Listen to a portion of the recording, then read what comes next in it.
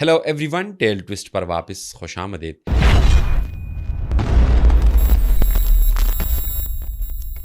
Indus river یہ وہ دریا ہے جس کے نام پر انڈیا کا نام رکھا گیا۔ تبت سے نکلتا ہے، لداخ سے گزرتا ہے اور بلتستان سے ہوتے ہوئے پاکستان میں داخل ہوتا ہے۔ لیکن انہی پہاڑوں کے بیچ میں ایک انویزیبل لائن ہے۔ یہ لائن جو کہ ایک قدیم تہذیب کو دو حصوں میں تقسیم کرتی ہے۔ آج کل لداخ بھارت کے زیر انتظام ہے اور بلتستان پاکستان کے۔ دونوں ریجنز کشمیر تنازع کا حصہ ہے، لیکن ان کی مشترکہ تاریخ بہت گہری ہے۔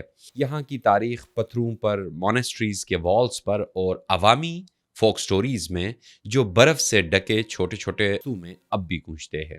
آج کی ہماری سٹوری 7 سنچری میں سٹارٹ ہوتی ہے، جب سونگ سونگ گومپا کی حکومت میں تبتین سلطنت اپنے عروج پر تھی۔ انہوں نے نہ صرف اپنے حکومت کو یا اپنی جو سلطنت ہے اس کو وسعت دی، بلکہ روف آف دی ورلڈ کے قبائل کو بھی متحد کیا۔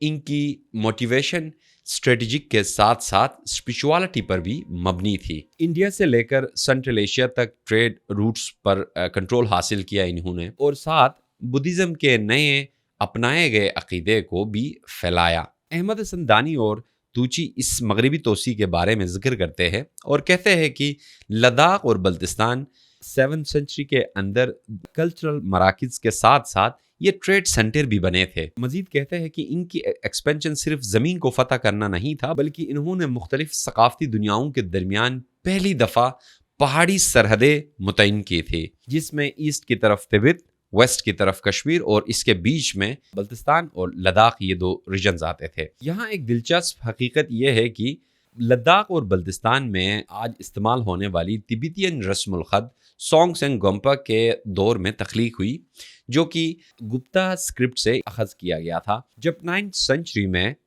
تبتین سلطنت ٹوٹ پھوٹ کا شکار ہوا تو یہاں کے پہاڑی علاقوں میں مقامی حکمرانوں کا ظہور ہوا۔ ویسٹ میں مریول جو کہ آج کا لداخ ہے، اس میں یہ سلطنت ابھر آئی، اور ساتھ ساتھ شمال میں بلتستان میں چھوٹی چھوٹی ریاستیں وجود میں آئیں، جس میں سکردو، خپولو اور شگر جیسے جو ریاستیں ہیں یہ بیسیکلی تبتین سلطنت ٹوٹنے کے بعد بنی۔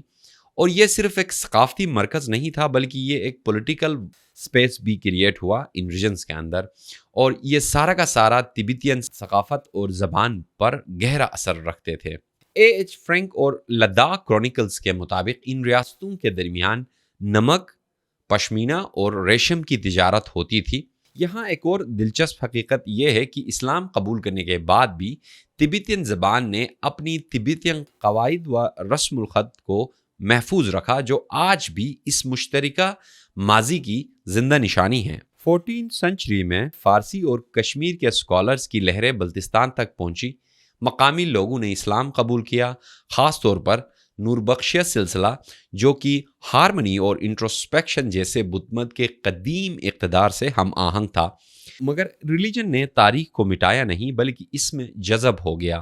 قدیم جو مونسٹریز تھی وہ مسجدوں میں تبدیل ہو گئی، اور بدھ مت کے پتھروں پر کندہ نقوش قرآنی آیات کے ساتھ کھڑے نظر آئے۔ حتیٰ کہ لفظ گومپا مسجد، جو کہ تبتین اور عربی زبانوں کا امتراج ہے، یہ دونوں پیسفلی ایک ساتھ مرج ہوا۔ یہاں ایک اور دلچسپ حقیقت یہ ہے کہ بلتستان کے بعض دیہاتوں میں آج بھی بدھسٹ فنڈامنٹلز اور ساتھ ساتھ صوفی جو بزرگ ہیں ان کی کہانیاں ایک ساتھ سناتے ہیں۔ ایسا فیوژن جو پورے ہمالیہ میں ہمیں کہیں نہیں ملتا۔ 19 سنچری میں تاریخ کا ایک نیا باب کھلا، اور پہاڑی خود مختار جو ریاستیں تھیں وہ کمپلیٹلی اختتام پذیر ہو گئی۔ 1834 میں جنرل زوراور سنگھ جو جموں کے ڈوگرا حکمرانوں کے ماتحت تھے، اس نے لداخ پر حملہ کیا۔ اس کے بعد 1840 میں بلتستان پر بھی قبضہ کیا۔ بلتستان کے حکمران راجہ احمد شاہ کو بھی گرفتار کیا، اور دونوں علاقے جموں کشمیر ریاست کا حصہ بنے، جو اس وقت ڈوگرا حکومت کے زیر انتظام تھے۔ یہ پہلا موقع تھا جب لداخ اور بلتستان کو ایک مشترکہ ایڈمنسٹریٹو سٹرکچر کے تھرو چلایا جا رہا تھا۔ یہاں ایک اور دلچسپ حقیقت یہ ہے کہ جنرل زوراور سنگھ پہلی دفعہ 15,000 بلندی پر فوج کشی کی تھی، تو جس کے بیسس پہ ان کو ہمالیہ کا نیپولین کا لقب ملا۔ جب برٹش راج نے اپنی پاور کو مستحکم کیا تو انہوں نے ان پہاڑوں کو سلطنتوں کے درمیان ایک بفر زون اور ساتھ ساتھ اسٹریٹجک چیسٹ بورڈ کے طور پر بھی دیکھا. اسی طرح بلتستان اور لداخ گریٹ گیم کی سرحدیں بن گئی اور برٹش راج اور سوویت یونین کے درمیان سنٹرل ایشیا کے لیے یہاں پہ رائیولری بن گئی. برٹش سرویئرز نے 1865 میں جونسن لائن کو ڈرا کیا. یہ لائن انٹائر اقصی چین کے ریجن کو برٹش راج کے یعنی برٹش انڈیا کے انڈر لانا تھا اور اسی کی وجہ سے آج بھارت اسی کلیم کو لے کے اپنا حق سمجھتا ہے اس ریجن پہ. اس کے بعد 1899 میں ایک اور بیسیکلی لائن ڈرا ہوتا ہے جس کو میکارٹنے میکڈونلڈ لائن کہتے ہیں. اس کا پروپوزیشن برٹش راج کی طرف سے آیا تھا. اس کا مقصد تھا ڈپلومیٹک کمپرومائز. ڈپلومیٹک کمپرومائز کچھ یوں تھا کہ چائنا کے ساتھ بیسیکلی برٹش راج کانفلکٹ نہیں چاہتی تھی, اسی لیے یہ ریجن ڈیوائیڈ ہو گیا. انٹائر اقصی چین جو تھا وہ چائنا کو دیا گیا اور اس کے بدلے میں قراقرم ریجن برٹش انڈیا کے زیر انتظام لایا گیا. مگر ان دونوں لائنز کو کوئن گورنمنٹ چائنیز نے کبھی قبول نہیں کیا. یہاں ایک دلچسپ حقیقت یہ ہے کہ ٹریگنومیٹرک سروے میں نہ مقامی راجوں کو اندازہ ہوا اور نہ ہی یہاں کے مقامی لوگ شامل تھے, بلکہ یہ ایک پراسرار ایک سامراجی پروجیکٹ تھا جس کو برٹش اپنے مفاد کے لیے اور اپنے مقصد کے لیے استعمال کرتی تھی.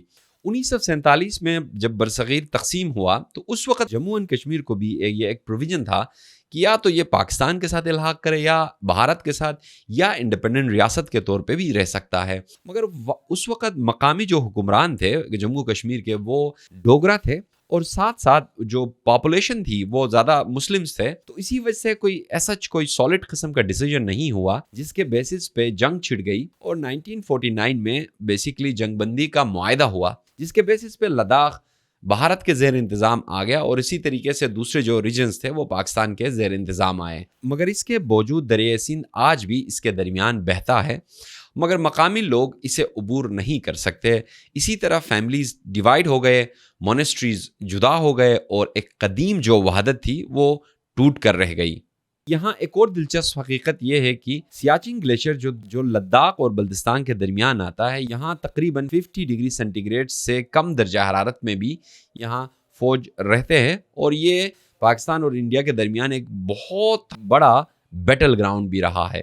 2019 میں لداخ بھارت کا یونین ٹیریٹری بنا جبکہ بلتستان 2008 میں گلگت بلتستان گورننس آرڈر کے تحت گلگت بلتستان کے حصے میں آیا. دونوں خطے کشمیر تنازع کا وسیع مسئلے کا حصہ ہے مگر سیاست سے ہٹ کر دونوں ریجنز ثقافتی رشتے کو اب بھی قائم رکھا ہوا ہے. بلتی اور لداخی لوگ اب آج بھی زبان سے جڑے ہیں. فوک سانگز اور فوک لورز جو ہے یہاں تک کہ کھانوں کے مٹھاس اور ذائقے آپس میں شیئر کرتے ہیں. لے کے بدھ مت اب بھی تہواروں میں بجانے والے ڈول کی آوازیں جو کبھی سکردو کے پولو میدان میں گونجتی تھی وہ بالکل دونوں سملر ہے اور دونوں طرف اب بھی ایک لفظ کامنلی بولا جاتا ہے جس کو کہتے ہیں جولے, جس کا مطلب پیس, ویلکم, الوداع. ماڈرن لنگوسٹک ریسرچ سے یہ معلوم ہوا ہے کہ بلتی اور لداخی جو بولیاں ہیں ان میں 80% لٹرل سملیرٹیز پائی جاتی ہے. دریائے سندھ نے سلطنتوں کو ابھرتے اور بکھرتے دیکھا ہے جس میں ٹریڈرز, کنگز, مونکس, سولجرز کو لے کر بہتا تھا اور اب یہ صرف پاسٹ کی میموریز کو لے کر بہتا ہے. لداخ اور بلتستان آج سرحد کے دو مختلف کناروں پر کھڑے ہیں مگر ان کی روٹس آج بھی ایک ہی مٹی میں پیوست ہے. ایک ہی زمین کے نیچے ان سرزمینوں کی کہانی ہمیں یاد دلاتی ہے کہ تاریخ تقسیم کر سکتی ہے مگر یہ جوڑ بھی سکتی ہے اگر ہم سیکھ جائے کہ پہاڑ کیسے یاد رکھتے ہیں. یہیں پہ ہمارا آج کا ویڈیو کا اختتام ہوتا ہے. اگر یہ ویڈیو آپ کو ویلیبل لگے تو ضرور اپنے دوستوں کے ساتھ بھی شیئر کیجیے گا. Thank you so much for watching this video.